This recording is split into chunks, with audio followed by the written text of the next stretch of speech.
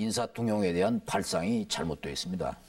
다시 말씀드리면은 어떤 능력이라든가 또는 성실성이라든가 뭐 이런 것을 기준으로 하지 않는다는 것이 당연한 것처럼 그렇게 되어 있습니다. 첫째로 정치 지도자들이 그러한 발상, 사고방식을 바꾸는 게 중요합니다. 이걸 바꾸지 않고 제도로서 가령 할당제를 한다 해도 당장은 아마 어떻게 될지 모릅니다. 그러나 아마도 곧 그러한 제도로 또 어떻게 잠탈하는 방식의 어떤 또 꾀가 나올 겁니다. 그렇기 때문에 저는 우선 기본적인 발상과 사고를 바꾸는 것이 중요하다. 그런 의미에서 사실 제가 우리 당에서 자유경선으로 후보가 된 것을 제 입으로 이렇게 말씀드리면 뭐합니다만은 저는 굉장히 의미 있는 혁명이었다고 저는 생각합니다. 지금 저희 당에서 13,000명의 대의원이 모였는데 그 대의원의 상당히 많은 수가 영남 출신의 대의원입니다. 그럼에도 불구하고 비영남인 저를 대의원으로 선출을 했습니다. 저는 그래서 우리의 그 후보 선출을 단순히 어떤 선출로서 몇 표 60대 40으로 됐다 이렇게 보지 않고 이것이 바로 어떤 그 지역의 인사와 관련된 지역주의를 탈피하는 아주 역사적인 의미를 갖고 있다. 이렇게 저는 강조하고 있는 것입니다. 이제 이런 사고들이 자연스럽게 퍼져나가고 특히 누구보다도 정치 지도자들, 지금 정당의 총재를 하시는 분들이나 기타 정치 지도자들이 그러한 사고의 발상을 바꾼다면은 다음에 이 시대의 정권을 맡았을 때 저는 그 문제는 해결될 수 있을 것이다 이렇게 생각합니다. 그러면 이제 최근에 그 이야기가 되고 있는 인재 지역 할당제에 이제 반대 입장이신데 말이죠. 현재까지 이루어진 불균형이라든가 또 이러한 그 불평등 이런 것이 누적돼 있는 상태에서 이 지역에 더 많은 인재들이 위로 올라갈 수 있다고 생각하십니까? 그것은 물론 일정 기간이나 그러한 그 불균형을 고치기 위해서 네. 그런 사고를 고려를 하는 것이 좋습니다. 긍정적 차별을 할 수 있다 이런 거죠. 그걸 제도화해가지고 네. 마치 법이나 이런 걸로 어느 도 출신은 몇 명, 어느 출신 몇 명 이거는 제가 보기에는 모양도 별로 좋지 않은 것이다. 그러나 지금까지 어떤 불균형을 고치기 위해서 특별한 배려를 얼마 동안 한다. 이건 저는 좋다고 봅니다. 네, 지금까지 경제 문제에 대해서 질문을 드렸습니다. 경제에 대한 소신과 철학을 원론적 차원에서 이렇게 소개해 주시지 않았나 하는 생각이 듭니다.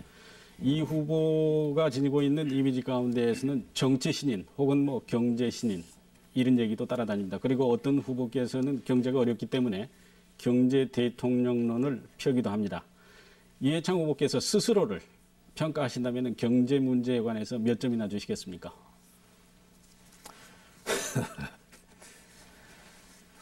간단히 답해 주시죠.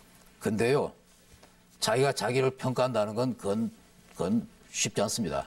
그래갖고 다만 경제에 관해서 저는 경제 대통령이 나와야 한다고 얘기하고 그걸 말할 때 저는 그런 얘기를 합니다. 그게 진짜 경제 전문가여야 한다는 뜻이라면은 대통령감은 지금 나와 있는 대통령 후보보다 대학에도 많습니다. 네, 경제학 교수들이 많고 유명한 교수들 많고 네. 국가의 정치 지도자로서의 경제 대통령이라는 것은 그러한 경제적인 전문 지식이 아니라 이 나라의 경제 상황이 어떻다는 걸 정확히 인식하고 그리고 경제 철학을 가지고 어디로 방향으로 가야 한다는 경제 철학을 가지고 그거를 실천시킬 수 있는 힘이 그것이 바로 네, 말씀 중에 대단히 안 됐습니다만 본인에 대한 스스로의 평가를 좀 해달라 이렇게 주문을 드렸는데 대답은 이 동문서답격이 되시지 않았는가 하는 생각이 듭니다. 네, 다음은 농촌 문제로 넘어가 보도록 하겠습니다. 이 지역, 이 호남 그리고 제주 지역은 농업의 비중이 굉장히 큽니다. 따라서 모든 후보께 농촌 문제에 관한 질문을 드리고 있습니다. 먼저 WTO 규정에 따라 시행되고 있는 직접 지불제에 대해 농민 대표의 얘기를 들은 다음에 질문을 드리기로 하겠습니다. 우측을 봐주시기 바랍니다. 이제 농가소득 보전과 그리고 농지 적정 규모 확대를 위해서 경영이양 장려금 제도를 이렇게 주고 있는데 직불제도 일환으로서 이것은 장려금 제도에 있어서의 그 1헥타 258만 원 한도는 굉장히 적은 액수이고 또한 65세 이상의 고령화된 노인들일지라도 그 돈을 받고 이렇게 농기를 내놓을 수 있는 그런 어떤 금액이 아닙니다. 그렇기 때문에 장려금을 좀 확대해 주시고 또 연령도 60도로 이렇게 낮춰 주시고 또 소득 보존을 위해서는 농사를 지은 사람들에게 환경적 어떤 농업을 짓는 어떤 직불제라든지 또 하나 조건 분리기지에서 농사를 짓는 어떤 직불제라든지 여러 가지 다양한 WTO에서 규정한 어떤 직불제를 실시해서 농사를 짓는 사람에게도 농가 소득을 보전해 줘야만이 경영이양을 받아서 농사를 지을 수가 있습니다. 네, 방금 그 화면에서도 보셨습니다만은 요즘 농촌은 농촌 인구 노령화로 몸살을 앓고 있는 것 같습니다. 하지만 현재 정부는 고령으로 쌀 농사를 지을 수 없는 경우에 소유 농지를 팔거나 임대할 경우에 소득 보조금으로 1헥타르에 258만 원을 지원하고 있습니다. 오늘 제가 묻고자 하는 것은 이 지원금 범위가 너무 적기 때문에 늘릴 방안이 없는지, 두 번째로 이 지원금을 지급하고 있는 연령이 너무 높기 때문에 문제가 있다는 것입니다. 그래서 제한 연령을 더 낮출 방안이 없는지 이 두 가지에 대해서 견해를 밝혀주시기 바랍니다. 네, 이 직불제는 정말 이 WTO에 의한 국고 정부 보조금 금지 제한을 이제 피해서 보조하는 그러한 형태를 직불제 형태로 지금 하고 있는데 지난번에 저희가 농정관계 실천 약속을 할 때 농정관계를 할 때 이 직불제를 범위와 확대해 간다. 연령을 저하는 확대해가는 방향으로 우리가 적극하게 검토하고 또 그 방향으로 나가겠다 하는 약속을 한 바 있습니다. 예. 조금 전에 고령화에 대해서 말씀을 하셨는데 우리나라 농촌 노동력의 구조를 보면은 고령화 내지는 분여화 되어 있습니다. 그런데 21세기 농업 발전을 위해서는 고령화된 노동력, 분여화된 노동력으로는 도저히 불가능합니다. 그래서 더욱이나 또 농촌을 떠나는 그 젊은 노동력들 이거 확보하는 것이 가장 시급한 문제라고 생각됩니다. 그런데 정부는 농민이 농촌을 떠나는 것이 아니라 농촌으로 돌아온 그 정책을 펴겠다고 했는데 사실은 그 성과는 기대만큼 크지가 않은 것 같습니다. 뭐 시골에서 보통 하는 말로 우물을 파놓으면 개구리가 모이게 됩니다. 그러나 그 우물에 물이 없으면 개구리는 다시 그 우물을 빠져나가게 됩니다. 마찬가지로 농촌이 살기 좋은 것이어야 돌아오는 농촌이 되는데 지금 떠나는 농촌이 되고 있습니다. 이 후보께서 대통령이 되시면 어떻게 해서 돌아오는 농촌으로 만드시겠는가 농어촌 발전 대책을 밝혀주시기 바랍니다. 지금 그 돌아오는 농촌으로 만드는 문제를요. 지금 가령 뭐 도농 어떤 공동 생활권을 만든다. 또 무슨 농업 기반 시설 확충해서 농업의 소득을 높인다. 이렇게 말해도 매우 추상적으로 들리고 또 실천 가능성이 없는 것처럼 들립니다. 다만 한 가지 제가 아주 미래의 우리 그 시대 발전과 관련해서 단적으로 한 가지 예만 들겠습니다. 우리가 이제 정보화 시대에 들어갑니다. 우리가 네트워크 공중망을 2000년까지 지금 1000만 대를 까는 걸로 지금 이렇게 계획을 세우고 있습니다. 지난번에 제가 이 네트워크를 지방에 까는 것은 농촌부터 깔도록 하자 이렇게 얘기를 했습니다. 아마 그런 방향으로 계획이 있을 겁니다. 또 제가 다음 정권을 맡을 때는 그렇게 하려고 합니다. 왜 그러느냐? 네트워크를 농촌에 깔아가지고서 농촌이 정보화가 되면요. 지금 도시에 살려고 그러고 젊은이가 도시로 나오는 이유가 도시에 있어야만 정보에 접촉을 할 수 있고 도시에 있어야만 교육이 되고 도시에 있어야만 산업활동에 직접 참여할 수 있기 때문에 그렇습니다. 그러나 이제 정보화가 지방으로 가면은 앉아서 시간과 공간이 단축이 됩니다. 한 가지 예로 일본에서 지금 지방자치단체장끼리 서로 경쟁을 합니다. 정보화에. 그 아오모리라는 아주 구석진 곳에서 그 영상 산업으로 애니메이션 산업을 유치해서 정보화를 하는데 지금 그쪽으로 도시에 있는 젊은이들이 가고 있습니다. 왜냐하면은 공기 좋고 물 좋고 환경이 좋은 곳에서 앉아서 도시에 있는 곳과 전혀 다름없이 산업 활동을 할 수 있고 소득을 얻습니다. 교육을 받습니다.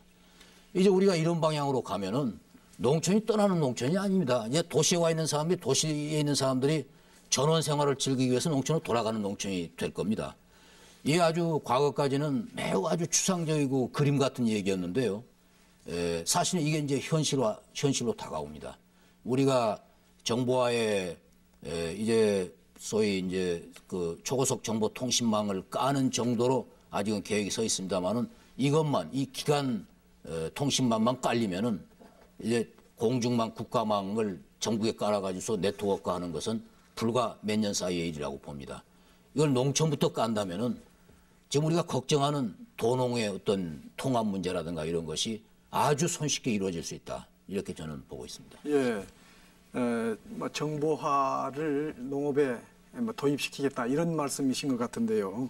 그렇다면은 정부가 추진하고 있는 98년까지 그러니까 농어촌 구조 개선 사업 42조 원하고 농투세 15억 원, 57억 원을 이제 1단계에서 투자를 하시겠다고 그랬는데 하겠다고 했는데 그러면 이런 그 정보화 작업을 위해서 2단계 그 농어촌 구조 개선 사업을 하시겠다는 말씀이십니까?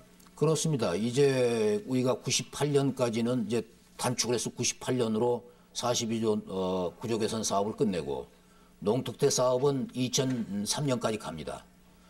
그러나 이제 42조 구조 개선 사업이 98년에 끝나면 99년부터 제2단계 농어촌 발전 전략을 우리가 세웁니다. 우리 당 안에 신한국당 안에 농어촌 발전 기획위원회가 벌써 설치가 되어 있습니다. 이 2단계 농어촌 발전 계획에서는 이러한 농어촌 전산화, 정보화도 물론 포함됩니다.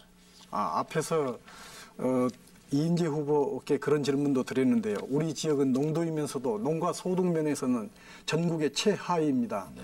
그것이 바로 여러 가지 이유가 있겠습니다만 생산 기반 시설이 매우 취약하기 때문에 그렇습니다.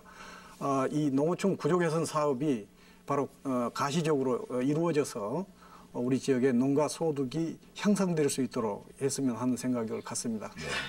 네, 이번엔 농수축협 문제를 말씀드리겠습니다.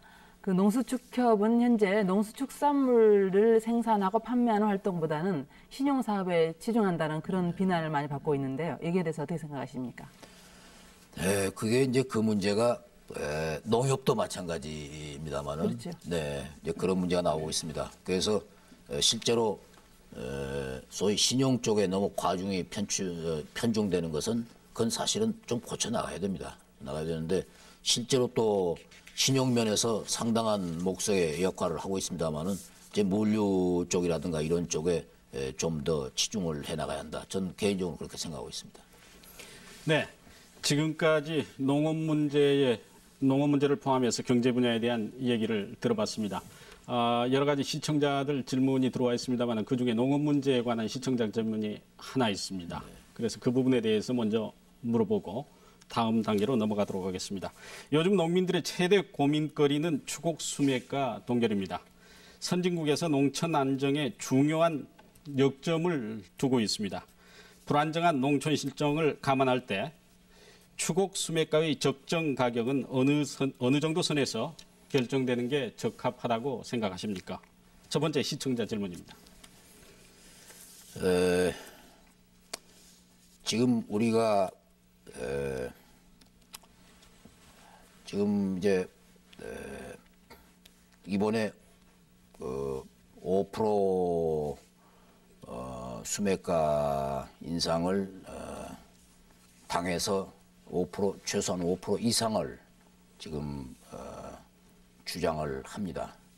정부 쪽의 수매가에 대한 기본 정책이랄까 이런 게 있기 때문에 당정 협의가 쉽지는 않습니다만은 저희 당으로서는 그렇게 지금 하려고 하고 있습니다.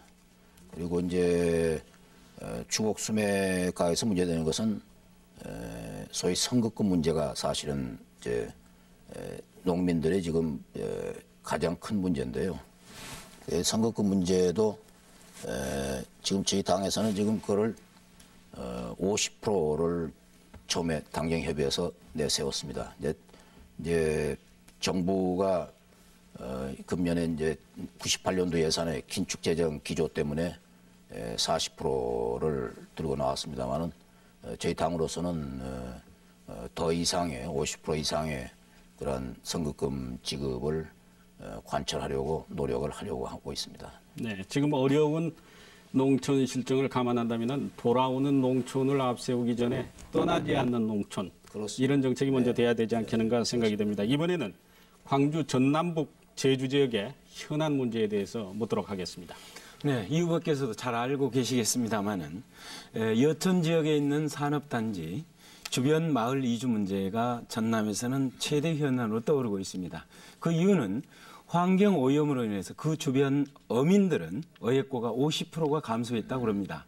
그리고 그 지역에서 생산되는 농산물은 이미 식용으로 사용할 수가 없어서 그 주민들은 생존권을 극히 위협받고 있는 그런 처지입니다. 정부에서도 이러한 오염 문제의 심각성은 인정을 하고 이주 대책의 필요성까지는 제기가 됐습니다만은 여러 가지 정부 예산이라거나 이런 것이 얽매여서 이주를 실행에 옮기지 못하고 있습니다. 이 후보께서 대통령이 되신다면 이런 절박한 문제를 어떤 방향으로 해결하시겠습니까? 이제 어떤 산업 개발이 되면서 바로 그 지역이나 주변 지역에 미치는 공해의 문제라든가 또 환경 파괴의 문제는 참 아주 중대합니다. 제가 법관으로 있을 때 아산만 방조제라든가 또 광양의 제철소 매립으로 인해서 생기는 환경 파괴, 어장 파괴로 인한 사건을 여러 다룬 일이 있습니다. 그것은 바로 이 아주 국토의 환경 구조를 깨면서 거기에 내내 누대 몇 대를 내려오던 그 생업의 털을 잃게 만듭니다. 국가가 바로 이러한 때 그러한 생업의 털을 잃는 국민들을 보조하고 또 그 생활 방편을 찾아주고 그러는 것이 바로 또 국가의 일입니다. 그게 이제 손해배상 제대로 안 하니까 손해배상 소송 들어와서 사법의 힘을 빌어서 하게 됩니다. 지금 말씀하신 여천공단의 문제는 저는 지금 아마 그 전체 피해 가구에 대한 이주라든가 이런 대책은 아직 완전히 서 있지 않는 걸로 압니다. 그러나 최소한 적어도 전체를 한꺼번에 못한다 하더라도 바로 인접 지역부터 시작해서 최소한 단계적으로 우선 가까운 최인접 지역에 대한 보상 내지 대책은 바로 세워야 한다고 그렇게 생각합니다. 그 부분은 저는 바로 지원하고 또 그 부분을 세울 그런 생각이 있습니다. 네, 이 후보께서는 이 새만금 공사 현장에 가보신 적 있으십니까? 지나갔습니다. 지나만 가셨습니까? 네. 그 지나가시면서 이 제방을 막는 걸 보셨을 것 같은데 말이죠. 네. 이게 아마 그 세계적인 간척 사업으로 여의도에 140배가 넘는 땅이 만들어지는 그 우리나라의 지도를 바꾸는 그런 사업입니다. 따라서 아마 이 사업이 완공되면 우리 전라북도 도민들에게는 엄청나게 많은 그 꿈과 희망이 서려 있는 아마 그런 지역이 될 것 같습니다.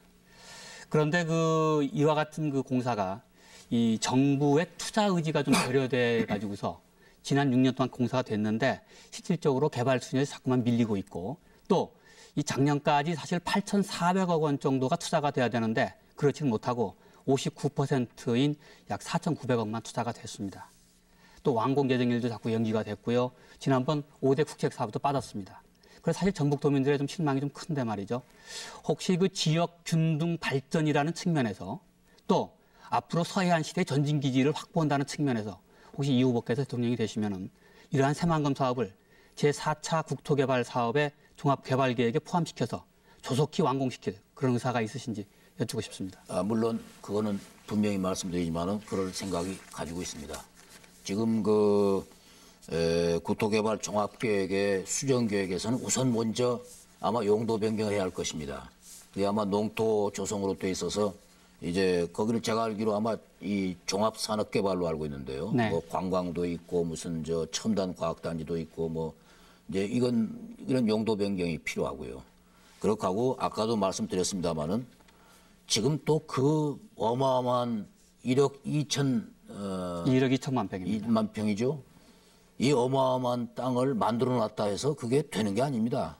아까 말씀드린 대로 거기에 이제는 세계화 시대인데 이 국내 안에서만 새만금이 만약 국내의 어떤 수요를 시장을 대상을 하고 있다면 그건 아주 어떻게 보면 잘못된 생각입니다.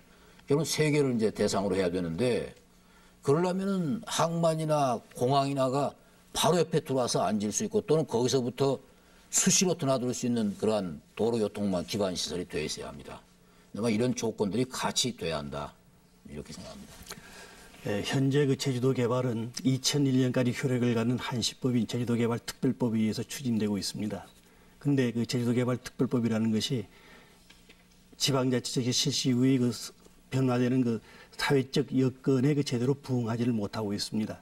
그리고 또 제주도 개발 사업도 효력 기간인 2001년까지 결코 다 끝낼 수가 없습니다. 이러한 점에서 그 효력 기간을 한 10년 정도 여기 연장을 시키고 또 지원법 체제로 개발특별법을 개정하는 것이 바람직하다고 하는 그러한 요구들이 제주도에서 확산이 되고 있습니다. 이 후보께서는 이 개정에 대해서 어떻게 생각하십니까? 네, 그 말씀 저도 들었습니다. 2001년은 이제 연장하는 문제는 저는 그건 필요하다고 봅니다. 근데 이제 10년까지 할지 안지는 제가 그거는 뭐 정확히 아직 자신 있게 말씀 못 드립니다만은 적어도 그것은 연장돼야 한다. 그런 면에서 지금 그 법 개정 운동은 저는 아주 그 옳은 일이라고 그렇게 봅니다. 하나 더 묻겠습니다.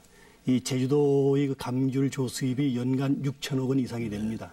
이것은 제주도 지역 총생산이 20% 이상이 되는 것입니다.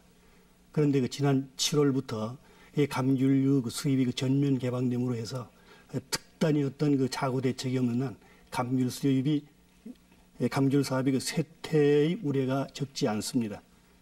이 감귤 사업을 보호 육성하기 위해서는 이게 폐원에 대한 보상 문제라든지 또는 최저가격 보장제라든지 직불제도 같은 것이 이루어져야 될 텐데 이 후보께서는 이에 대해서 어떤 생각을 가지고 계십니까?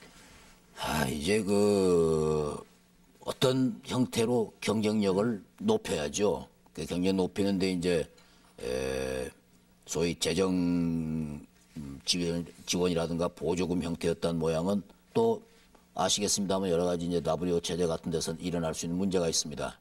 그러므로 이제 기본적인 감귤 산업의 경쟁력을 바탕에서 높이는 그런 쪽에 치중을 해야 하지 않을까 저는 이렇게 생각합니다. 간접 지원이 그 굉장한 예산이 소요될 텐데 그렇지만 그것에 대한 그 필요성은 절실히 느낀다는 걸로 저희들이 받아들여도 괜찮겠습니까? 예.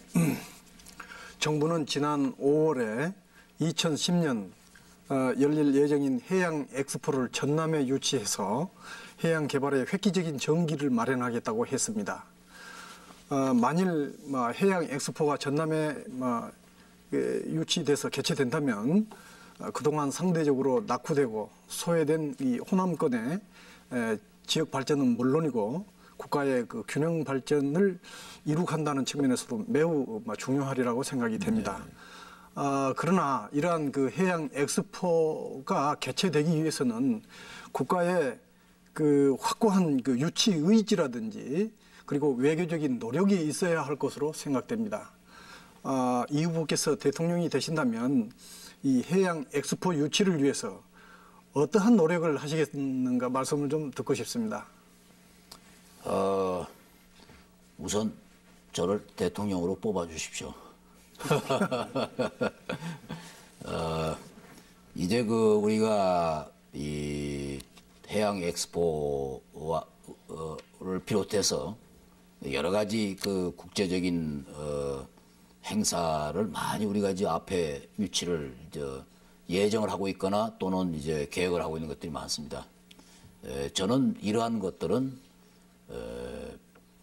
이제 이걸 우리가 유치해 가지고 수지 계산을 해서 손해가 났다 이렇게 보면은 우리가 유치할 수가 없습니다. 그거는 어떤 면에서든지 우리에게 플러스가 돼야 됩니다.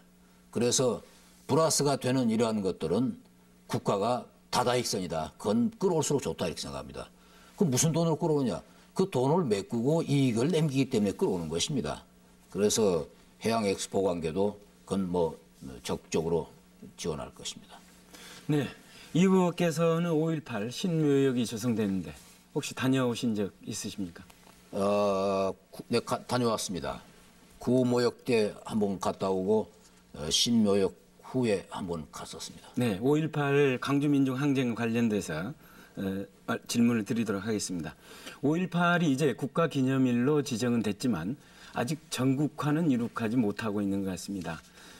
거기에 전제 조건이 5.18 묘지의 국립묘지 승격 문제하고 5.18 피해자의 국가유공자 지정 문제가 먼저 해결돼야 되지 않는가 그런 생각이 드는데요. 이 두 문제에 대한 견해를 밝혀주시죠. 그 국립묘지 승격 문제는 국가유공자 지정 문제와 맞물려 있는 문제라고 봅니다. 있는데 5.18에 묻혀 있는 참 그 희생자들의 민주화 투쟁에 공헌하신 공은 높이 기리고 또 그것은 온 국민이 그건 이제 참으로 기억해야 한다는 것은 누구나 그렇게 생각하고 저도 또 그렇게 생각하고 있습니다. 그런데 이제 국가유공자로 법률로 지정하는 문제는 이제 법률에서 우리가 다뤄야 할 문제고 그것은 이제 어떤 기존 유공자와의 균형 문제 같은 것도 생각을 해서 아마 법률에서 우리가 결정을 해야 할 것입니다. 그래서 이 부분은 법에서 다룰 때 최대한 아주 신중하게 검토하고 또 그렇게 하려고 그럽니다. 노력하려고 합니다. 네, 그 전북 도민들의 그 수건 사업 중 하나가 이 고등법원 설치 문제입니다. 이 매년 그 전주지법 사건 중에서 한 800여 건이 이 광주 고법에서 처리가 되고 있고요. 이는 전체 광주 고법 총 사건의 약 3분의 1에 해당하는 그 수치입니다. 따라서 그 많은 전라북도 사람들이 이 광주에 이 항소를 위해서 광주에 와야 되는 등 이 재정적으로 또 시간적으로 어려움이 매우 큽니다. 또 사람에 따라서는 또 이 같은 어려움 때문에 항소를 포기하는 그런 예도 있습니다. 지역에서 발생한 분쟁은 그 지역에서 처리하는 것이 어찌 보면은 이 지방화 시대 또 21세기를 맞아서 아마 당연한 이런 법률 서비스 정신이 아닌가 이런 생각이 들거든요. 이 후보께서 이 전라북도에 고등법원 설치하는 문제 어떻게 생각하고 계십니까? 예. 그 문제 대답 드리기 전에 앞서가지고 잠깐 아까 5.18 유공자 문제 제가 말씀을 다 좀 못 드렸습니다. 네네. 그 유공자 문제는 아까 말씀드린 대로 법에서 이제 우리가 다뤄야 할 문제입니다. 그래서 법에서 다루는 문제를 우리가 신중하게 검토해서 하겠다는 말씀을 드렸습니다. 그러니까 그렇게 이해를 해주시고요. 광주 고등법원, 전주 고등법원 문제는 저는 소위 송사를 백성이 국민이 치르는 데는 될수록 편리하게 해주는 것이 국가가 할 일입니다. 전주에 고등법원이 설치돼서 그만큼 송사하기가 편리하다면은 그렇다 해서 송사를 우리가 조장하고 그런 것은 아닙니다만은 그거는 그런 여건이 충분히 허용이 된다면은 그건 저는 좋다고 봅니다. 그러한 여건이라는 거는 그만큼 현재 대법원에서는 반대 입장이거든요. 혹시 이 후보께서는 뭐 대법관 오래 하셨으니까 잘 아시리라 믿습니다만은 대법관은 경제적인 이유를 들어서 지금 반대 입장을 표명하고 있습니다. 어떻게 생각하십니까? 그거는 이제 경제적인 이유보다도 사법의 어떤 실천에 있어서 어떤 것이 사법 정의의 실천에 더 말하자면 좋고 또 국민의 어떤 그 사법 참여 행위에 편익을 줄 수 있느냐 이런 차원에서 생각할 수 있겠죠. 대법원이 반대하는 것도 그러한 어떤 고등법원 설치 자체를 반대하는 것보다도 이제 재정적 이유 같은 걸 가지고서 여러 가지 생각을 하는 것이 아닌가 이렇게 생각합니다. 네, 지금까지 여러 가지 지역 현안에 대해서 모두 다 잘 해주시겠다고 이렇게 말씀을 하셨는데 이쪽 지역 그 광주의 도심철도 이세 사업에 대해서 저희가 13대, 14대 대통령 공약 사업이었는데도 불구하고 정부가 전혀 지원을 약속들을 해주지 않아서 지금까지 말씀하신 이행하겠다는 약속을 저희가 믿을 수 있을까 이런 의문이 듭니다. 그 광주 도심철도 이세 사업은 당초에 국고 지원율이 60%였지만 점차 지원 비율이 낮아지고 아직까지 30%밖에 지원이 되지 않았습니다. 특별히 이 그 철도 이설 사업 기간이 89년부터 98년 동안의 기한이 있는데 내년도에는 예산이 전혀 한 푼도 반영이 되지 않았기 때문에 지금까지 역대 공약 사업이 과연 빈 공약이었다 이런 생각이 드는데 이런 그 도심철도 이설 사업에 대해서 이 후보의 의견은 어떠십니까? 그래서 이 부분은 사실은 저도 오면서 잠깐 얘기 들었습니다만은 이 부분은 정말 조금 그동안에 자신 없게 되어갖고 또 저도 이 부분은 지금 바로 몇 년 안에 바로 해드릴 수 있다 이렇게 말씀드리기는 어려울 것 같습니다. 다만 이 연차 사업으로 지금 내년도에 안노를 올라갔습니다. 그러나 그 도심철도 이설이 필요하다면은 그건 해야죠. 해야 되는데 지금 과거에 쭉 왜 이렇게 미뤄왔는지 그 부분에 대해서는 제가 책임 있는 답변을 못 드리겠고요. 이건 하긴 해야 되겠죠. 근데 이게 역대 대통령들의 공약 사업이었기 때문에 말씀을 드린 겁니다. 네. 네, 아마 저 지역이 안고 있는 모든 문제들을 제대로 파악하시려면 좀 더 많은 시간이 필요하지 않으실까 하는 그런 생각이 듭니다. 여기서 질문을 시청자 쪽으로 잠깐 옮겨보도록 하겠습니다. 시청자 질문 2개만 묻도록 그렇게 하겠습니다. 첫 번째 질문입니다. 정시와 외환시장이 그야말로 위기 국면인데 이는 현 정부의 경제팀이 제 역할을 못한 게 한 원인이라고 지적하는 지적이 많습니다. 이 후보께서는 현 경제팀의 교체를 주장할 의향은 없으신지 또 현재 경제 난국을 타개할 어떤 정부 차원의 특단의 조치를 건의할 생각은 없으신지 이게 질문입니다. 지금 사실 현 정부의 경제팀이 여러 가지 뭐 고생을 많이 하고 있습니다. 있으나 적절한 대응을 못해서 생긴 문제들이 사실 한둘이 아닙니다. 그 점은 우리도 그렇게 생각을 합니다. 막 교체를 뭐 주장하느냐 하느냐 그런 문제보다도 저는 그런 면에서 현 경제팀의 현재 경제 운영에 대한 좀 비판을 받을 점이 많다는 걸 우선 말씀을 드립니다. 이제 두 번째 질문이 뭐였던가요? 네, 현재의 경제 난국을 타개할 특단의 네. 정부 차원의 조처를 건의할 용의는 없나요? 우선 지금 이제 증시 문제라든가 또 외환 문제 같은 여러 가지 문제는 매우 아주 좀 급박한 문제입니다. 이것은 장기적인 어떤 구조조정의 문제보다도 현재 닥친 문제입니다. 그래서 저는 이제 경제 대책 기구 같은 것이 사실은 일종의 비상 대책 기구 같은 것이 만들어져야 됩니다. 재경원이라든가 또 이 한국은행이라든가 또 이제 뭡니까 청와대라든가 이렇게 바로 몇 군데가 모여서 이러한 경제 상황에 대해서 급박하게 대처를 하고 방향을 잡을 수 있는 그러한 비상대책위원회나 이런 기구가 만들어져야 합니다.